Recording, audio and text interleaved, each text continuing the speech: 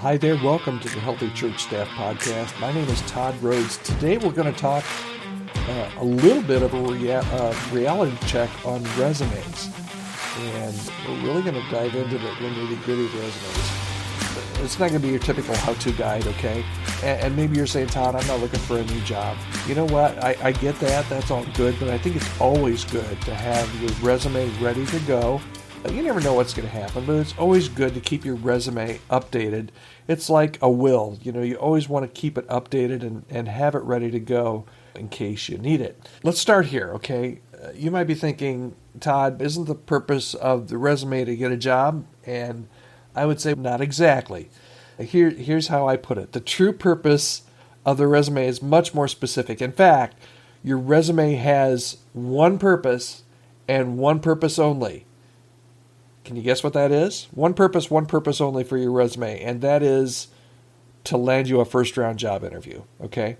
That's it. Think of your resume as your opening act. It's your elevator pitch. It's your first impression. It's not the whole story of all of your ministry experience. It's a hook. It's your hook that gets a potential hiring team, search team interested enough to invite you for a conversation, okay?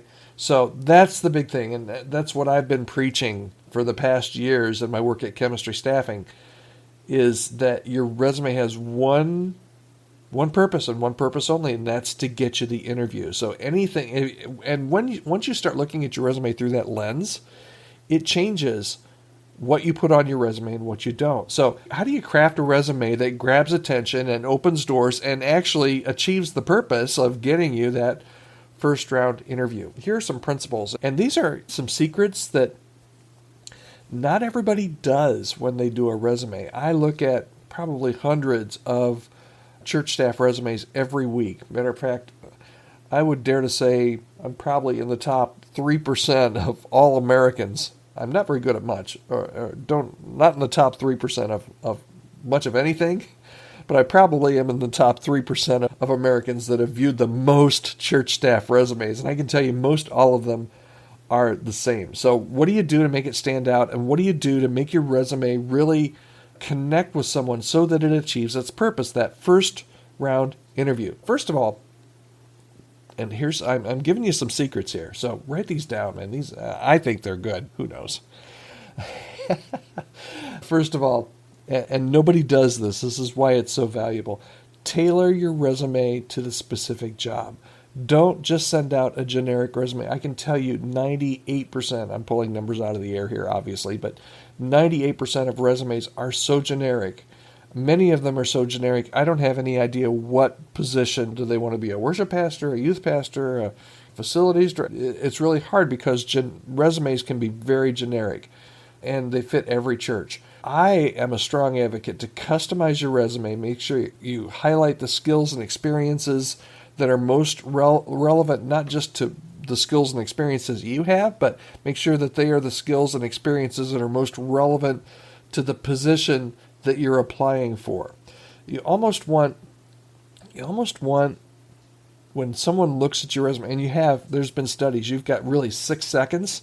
We call it the 6-second resume rule. You've got really 6 seconds, according to the research, for somebody to determine whether or not they're going to be interested in you as a candidate. So when someone looks at your resume in that first 6 seconds, you want something to stand out to them that says, man, I don't know who this person is, but they look like they could be exactly what we're looking for. And you do that by tailoring your resume to a specific job. My second tip, and I've got 5 of them here, focus on your accomplishments, not just your duties. You can list your job responsibilities, and most resumes have a list of, hey, I did this, I did that. But make sure you quantify your achievements. Did attendance increase? Did you launch a new program? Did you raise a certain amount of money? Show, just don't tell.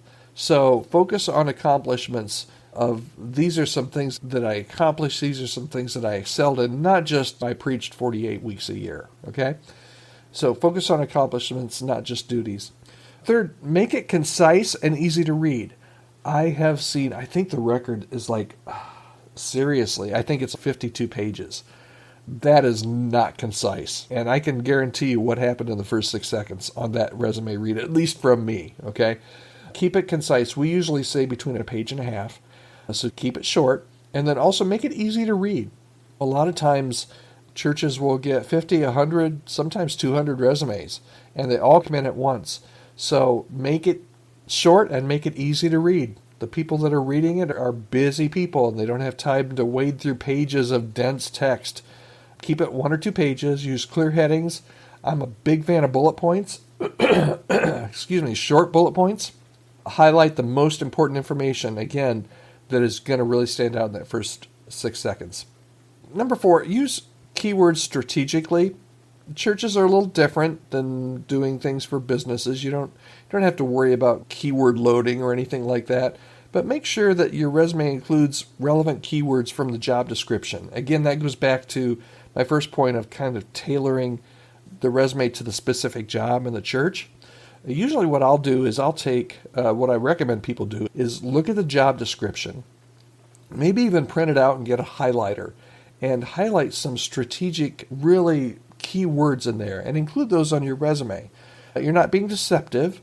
What you're doing is you're trying to tailor the resume to what they're looking for. Don't apply and don't use keywords that don't apply to you, but if they apply to you and the churches use them in their job description, absolutely. Customize your resume to include the things that they are really interested in. It's really going to help increase your chances of achieving the purpose of the resume, which is, again, to get the first round interview.